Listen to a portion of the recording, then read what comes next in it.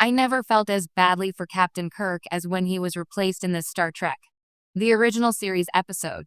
In over 5 decades of Star Trek, Captain James T.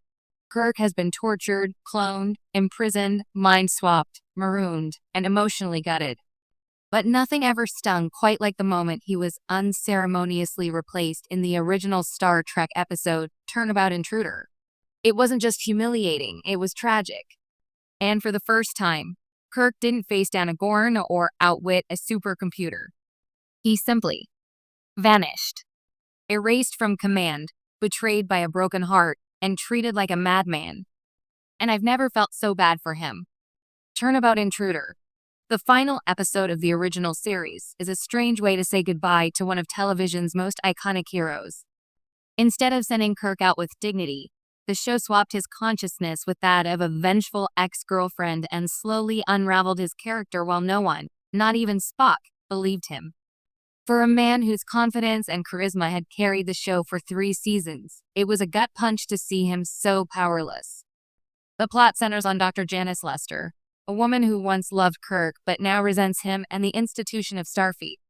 She believes her gender denied her a captain's chair and, in a desperate act, uses an alien device to switch bodies with Kirk. Suddenly, William Shatner is playing a woman trapped in a man's body, and Sandra Smith is portraying Kirk from within Janice Lester's form. It's campy, yes, but underneath the sci-fi theatrics lies a chilling truth. Kirk, the hero of the galaxy, is locked inside his own body and no one can hear him scream. Watching Kirk try to convince his crew he's been body swapped is heartbreaking. His speeches, once full of resolve, are now treated as ravings. His confidence sounds like delusion. His rationality is dismissed as madness. The man who's talked down genocidal AIs and negotiated peace with Klingons is reduced to pleading for trust in a brig cell. That's the emotional horror of Turnabout Intruder, not the body swap, but the complete unraveling of Kirk's identity in the eyes of the people who should know him best. What makes this episode so difficult to watch isn't just the absurdity of the premise, it's the utter isolation Kirk experiences. For once, he's not the strong center of the story. He's the victim of a bitter revenge plot, and his legendary command presence becomes his prison. We're so used to Kirk taking control of any situation with a raised eyebrow and a bold order, but here, stripped of his authority and his voice, he is helpless. The tragedy is made worse by how long it takes anyone to believe him.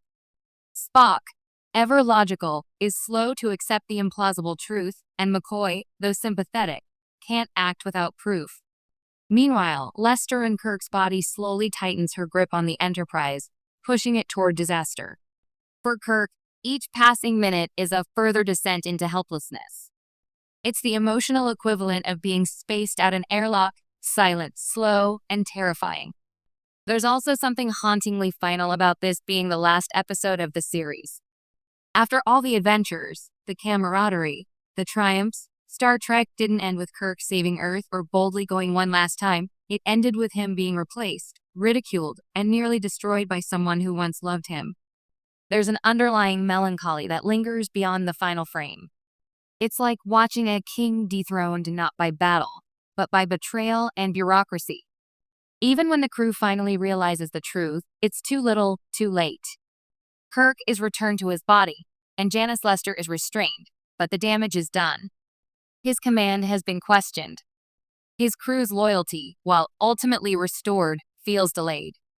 The scars of that ordeal, though never mentioned again, are emotional ones. And it's in that quiet, ambiguous ending, Kirk walking away, saying nothing about the trauma he just endured, that the episode lands its hardest blow. William Shatner's performance, often criticized for its theatricality, is surprisingly grounded during Kirk's lowest moments. While Sandra Smith brings a chilling edge to Kirk, Shatner's restrained panic and gradual unraveling humanize the character in a way that few other episodes do. We see not the swaggering icon, but the man beneath the gold shirt, vulnerable, disoriented, and scared. Turnabout Intruder is far from a perfect,